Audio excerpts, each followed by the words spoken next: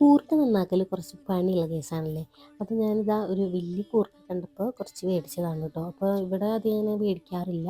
അങ്ങനെ കുറേ കാലമായാലും മേടിച്ചിട്ട് അപ്പോൾ ഒന്ന് നന്നാക്കി ഉണ്ടാക്കി നോക്കാം. അങ്ങനെ നന്നായി കഴുകി വൃത്തിയാക്കി ചെറിയ ചെറിയ കഷ്ണങ്ങളാക്കി, വലിയ കൂർക്കായതുകൊണ്ട് അത് ചെറിയ കഷ്ണങ്ങളാക്കിയിട്ട് കുക്കറിലിട്ട് വേവിച്ചെടുത്തിട്ടുണ്ട്, മഞ്ഞളും ഉപ്പും ഇട്ടിട്ട്. എന്നിട്ട് അതൊന്ന് നമുക്ക് തൂമിച്ചെടുക്കണം. അതിന് വേണ്ടിയിട്ട് ചെറിയ ഉള്ളി നന്നായിട്ട് ചതച്ചെടുത്തിട്ടുണ്ട്.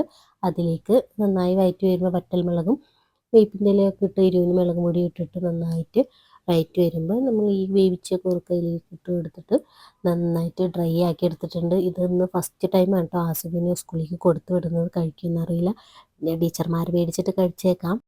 അപ്പോൾ എന്തായാലും കൊടുത്തു വിടുന്നുണ്ട്. അപ്പോൾ ഇതാ കുറച്ച് ക്വാണ്ടിറ്റി അവർക്ക് വേണ്ടി മാത്രം ആക്കിയിട്ട് സെറ്റാക്കി എടുക്കുന്നതാണ് കേട്ടോ. കൂർക്ക ഭയങ്കര ഇഷ്ടമാണ്, പക്ഷേ നന്നാക്കാണ്ട് മടിക്ക് സാധാരണ അങ്ങനെ മേടിക്കാറില്ല. ഇപ്പോൾ വലിയ കൂർക്ക കണ്ട ഞാൻ മേടിച്ചിട്ട് സെറ്റാക്കി എടുത്തു.